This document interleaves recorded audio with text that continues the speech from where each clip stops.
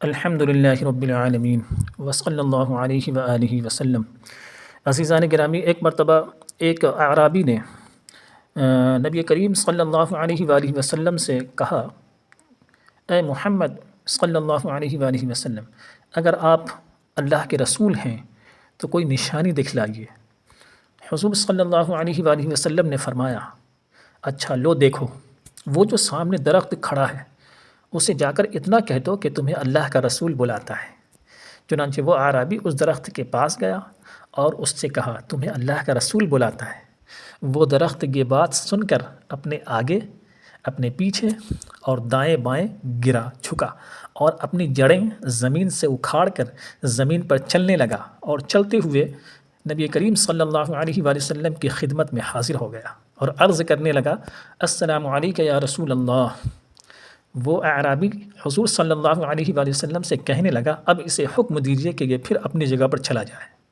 چنانچہ حضور صلی اللہ علیہ وآلہ وسلم نے اسے فرمایا کہ جاؤ، واپس چلے جاؤ۔ وہ درخت یہ سن کر پیچھے مڑ گیا اور اپنی جگہ جا کر پھر قائم ہو گیا۔ اعرابی یہ معجزہ دیکھ کر، یہ شان دیکھ کر مسلمان ہو گیا اور حضور صلی اللہ علیہ وآلہ وسلم کو سجدہ کرنے کی اجازت چاہی۔ حضور صلی اللہ علیہ وآلہ وسلم نے فرمایا، سجدہ کرنا جائز نہیں۔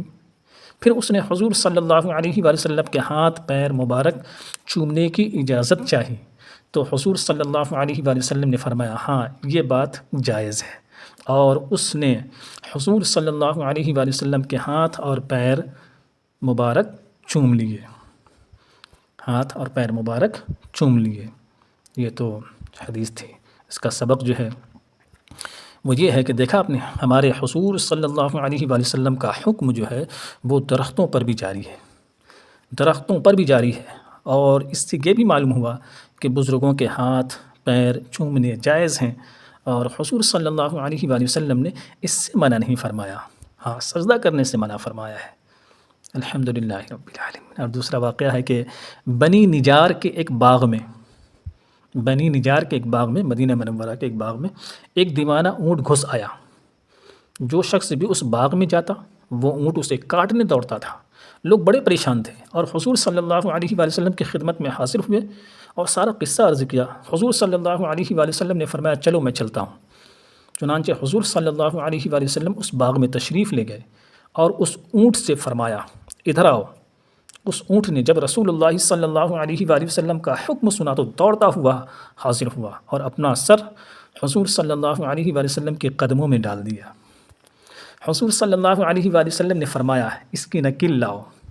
نکل لائی گئی اور حضور صلی اللہ علیہ وآلہ وسلم نے اسے نکل ڈال کر اس کے مالک کے حوالے کر دیا اور وہ آرام سے چلا گیا۔ حضور صلی اللہ علیہ وآلہ وسلم نے پھر صحابہ سے فرمایا، کافروں کے سوا مجھے زمین و آسمان والے سب جانتے مانتے ہیں کہ میں اللہ کا رسول ہوں۔ کافروں کے سوا مجھے زمین و آسمان والے سب جانتے ہیں، سب مانتے ہیں کہ میں اللہ کا رسول ہوں۔ عزیزان ملت اسلامیہ، اور اس کا سبق ہے کہ دیکھا آپ نے، ہمارے حضور صلی اللہ علیہ وآلہ وسلم کا حکم جانوروں پر بھی جاری ہے اور کائنات کی ہر شے سوائے کافروں کے ہمارے حضور صلی اللہ علیہ وآلہ وسلم کی رسالت و صداقت کو جانتی مانتی ہے۔ ماشاء اللہ، الحمدللہ رب العالمین۔